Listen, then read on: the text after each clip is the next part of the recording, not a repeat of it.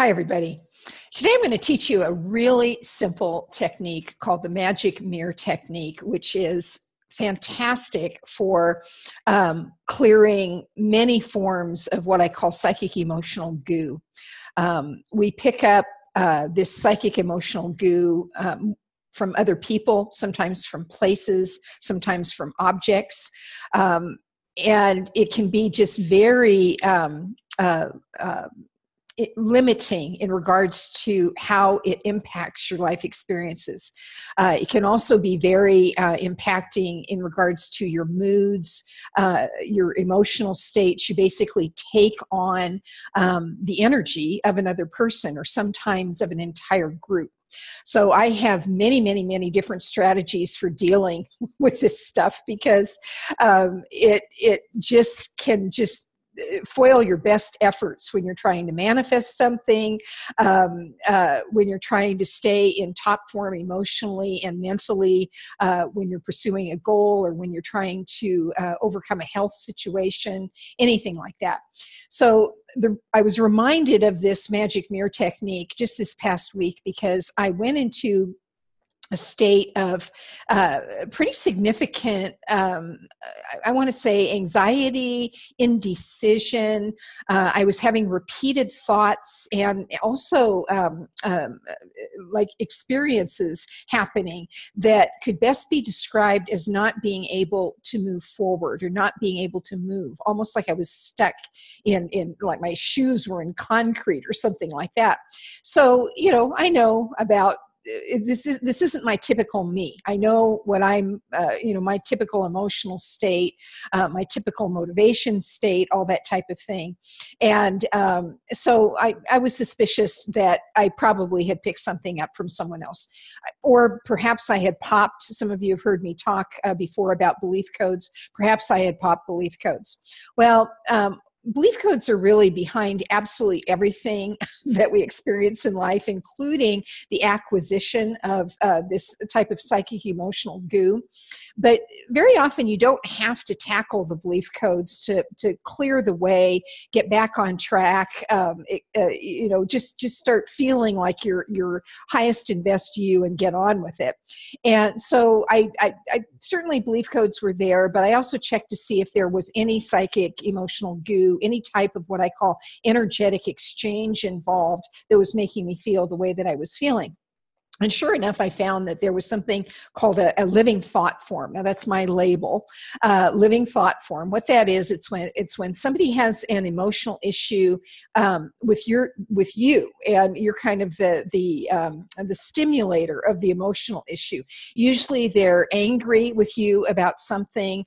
Perhaps they believe you let them down in some way, or they were hoping to achieve something because of you or something, in my case, something that I might have taught them, and maybe that didn't happen, and so they're, maybe blaming me for that. So that would be, not that that is what's going on in this case, but that would be an example of the type of thing that would stimulate this phenomena called the living thought form.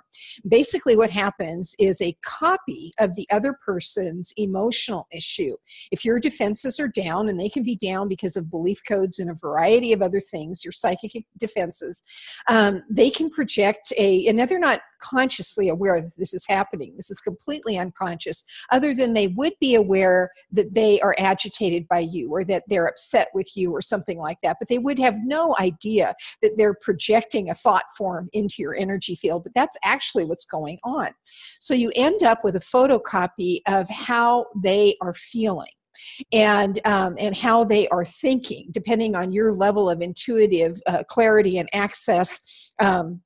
You can get quite a bit of detail after the fact, and even during the process, of what is contained in the package that's actually being projected into your energy field. Anyway, the long and the short of it is that these things can, once you get one into your energy field, for whatever reason, again, your defenses are down, once one of these appears in your energy field, it can be almost debilitating. Again, with me, I was feeling anxious, a abnormal level of lack of confidence, where I found myself over the course of a few days not moving, not acting on certain steps that I know are important to the achievement of my goals, and that's not like me. Whenever you say about anything going on with you that, wow, that's not like me, it usually is because it's not you. It's some other energy from someone else. Again, a person, sometimes we get imprints from places where people, it always involves people, where people have left emotional imprints, thought pattern imprints in a place, or again, objects. But anyway, this magic mirror technique, once I discovered what was going on, I said, okay, that makes sense. And you don't necessarily, sometimes you need to know who this living thought form is being projected by. Very often you don't need to know who is involved. You don't need to know the content of the package, depending on the type of technique that you choose to use. And the magic mirror technique is a technique where you don't need to know very much. Now, admittedly, the magic mirror technique will not work in every type of psychic goo acquisition or type of psychic entanglements that do go on over the course of our day-to-day life. But in this case, I just used simple muscle testing and got a very strong yes that I could use the magic mirror technique. And I had kind of forgotten about it. I don't use it that much, but it's such an easy and effective technique. I don't know why I don't use it more. So here's how it goes. That's why the kind of situation that might come up, the kind of impact it might have on you. And here's how you work with this technique. You simply visualize a big mirror, like the magic mirror in Sleeping Beauty. And you look in the mirror and you look behind you. And you just open your mind and you see what shows up. Now, you don't need to be concerned if you're imagining what shows up. That's okay. It just doesn't matter where the image is coming from. Just look in the mirror and see what is behind you. Now, a variety of things could show up. You could see the face and body of the very person who is projecting the living thought form into your field. You might see some gnarly, scary creature back there. You might see a little angel. You might see a little bird. You never know what you're going to see. You might see a vacuum cleaner. It just doesn't matter. Go with what you see, and your job, once you see what's behind there, is you've got to destroy whatever is behind there. Now, what is behind you is simply a thought form, so this cannot cause any harm to anyone. Don't worry about it.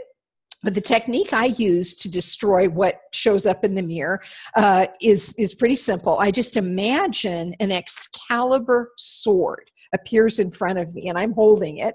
And I very quickly turn around and I slash in my mind, I turn around and I slash whatever it is that's behind me into a million bits. And it just falls onto the floor.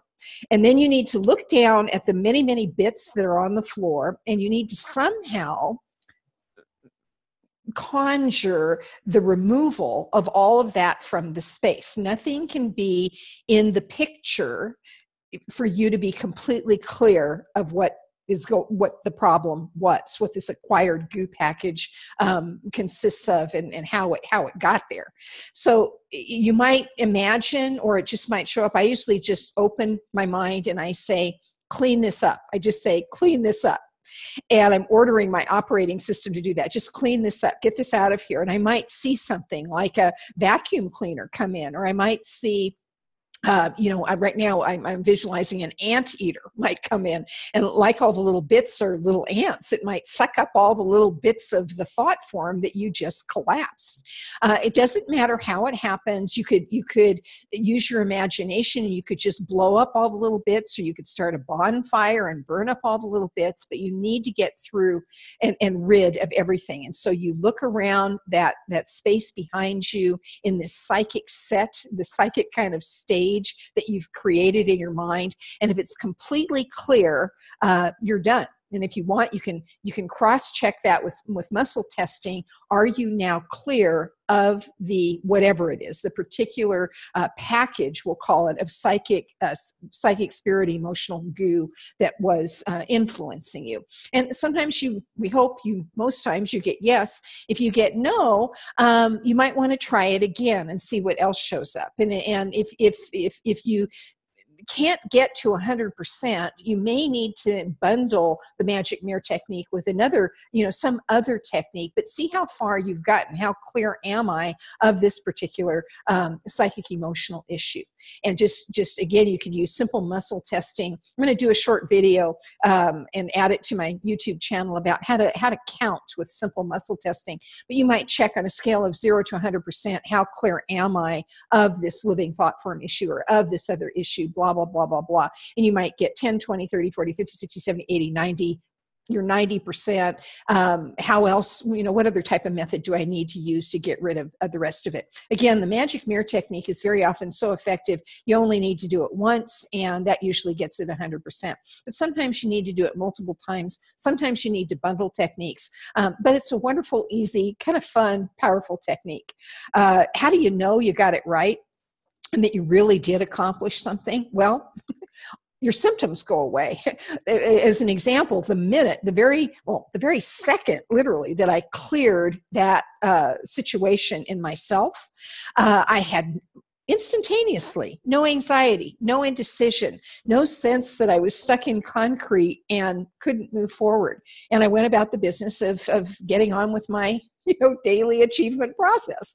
And that was the end of that, and it didn't come back. So there you have it, the magic mirror technique. I hope you put it to use right away. If you like this type of strategy for dealing with anything from your own emotional issues to energies that we acquire to other people, I've got other seminars. I've got whole seminars, long seminars, 1 hour to 3 hours, in some cases up to 8-hour seminars on tackling situations like this, the realm of what I call energetic exchanges from other people, places, and objects. So check out the Senzar Video Vault on my website. I've also got a very great program called the Conscious Creators Toolkit, where this particular topic is discussed in length. Not the magic mirror technique, but the topic of energetic exchanges. The Conscious Creators Toolkit is all about the manifestation and achievement process, and this can really gum that up. So you need to know how to clear psychic emotional goo. You definitely need to know how to do that